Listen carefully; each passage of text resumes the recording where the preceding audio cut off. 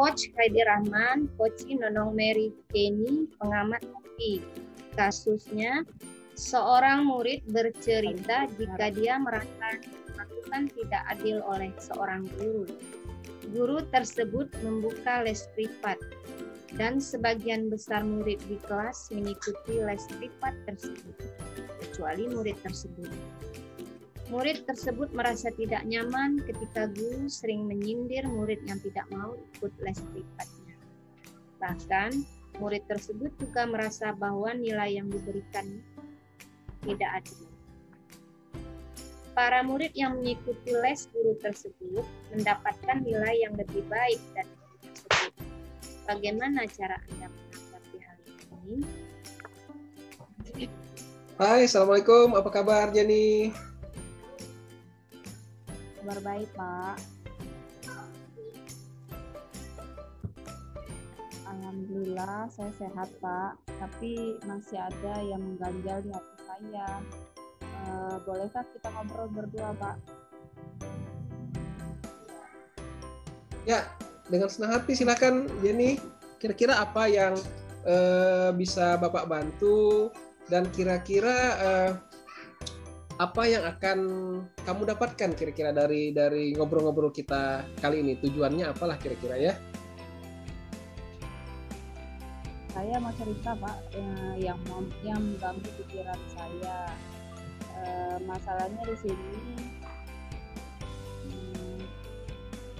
saya merasa kurang nyaman ketika di kelas disindir karena saya tidak mengikuti les yang diadakan Bapak.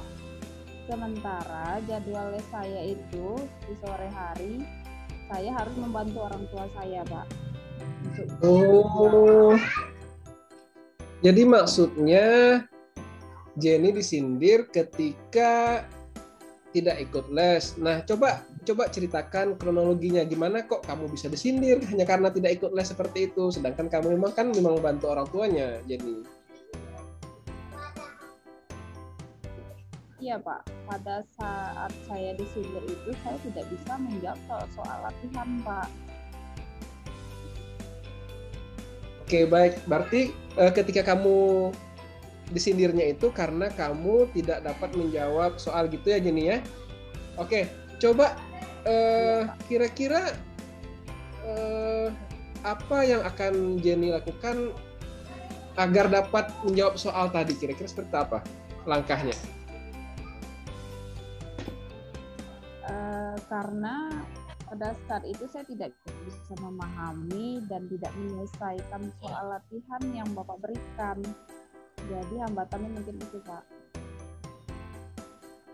Terus ada satu lagi, Pak. Apa itu, Jenny? Saya merasa tidak adil karena nilai dengan yang lain berbeda. Oke. Kan tadi disindirnya kan Jenny sudah mengutarakan alasannya bisa jadi karena Jenny tadi katanya tidak mampu menjawab soal. Terus juga Jenny merasa juga nilainya tidak adil ya dengan kawan yang les itu. Nah, coba Jenny jelaskan kira-kira tidak adilnya, maksudnya nilainya tidak bagus ya? Tidak dapat menjawab soalnya, Pak. Oke, berarti yang diajarkan Bapak itu.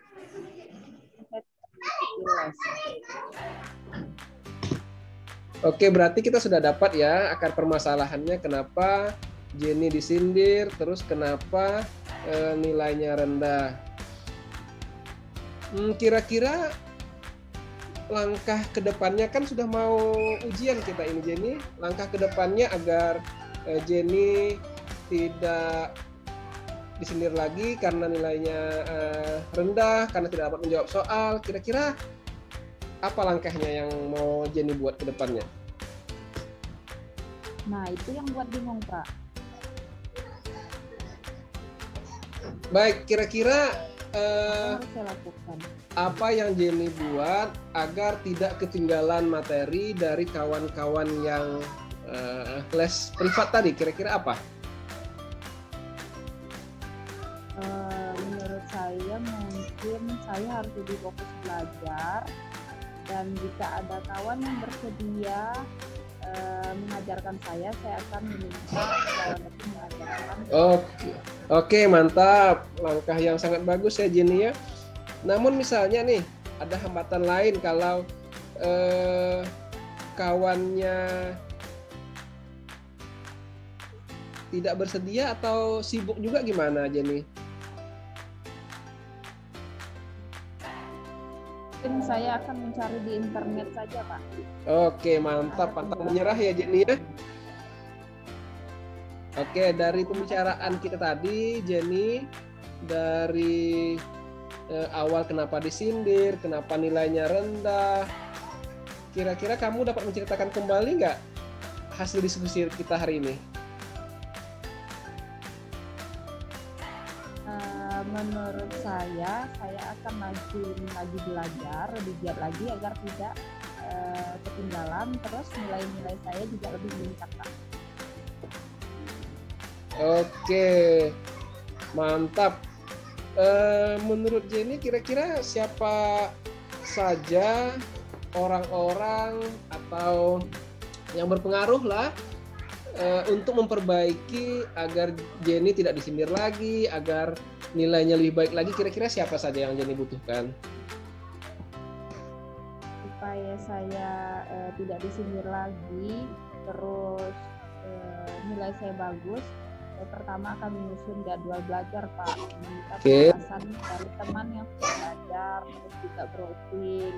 Nanti yang bisa bantu saya mungkin daripada orang tua, saya juga bisa ikut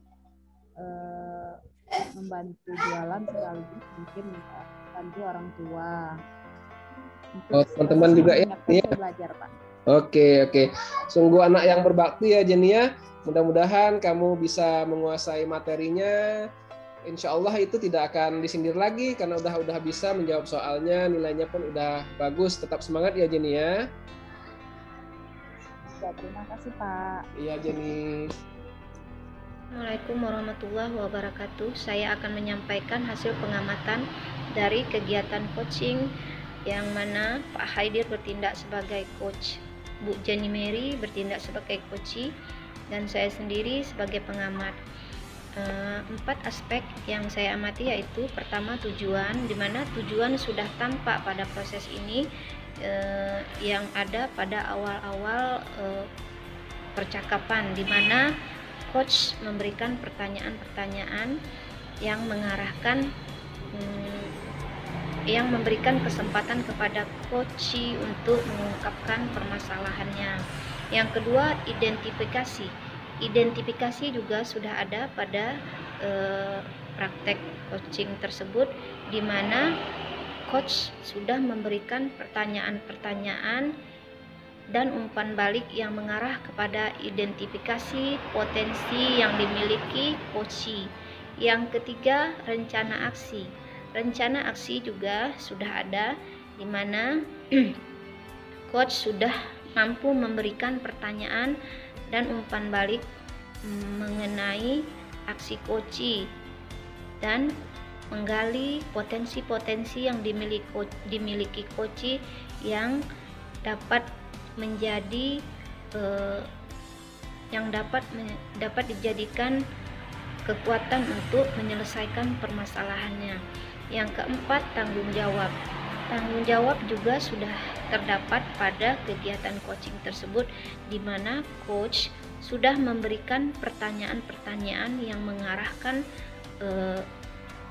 coachee untuk berkomitmen terhadap aksi nyata yang akan dilakukannya. Assalamualaikum warahmatullahi wabarakatuh.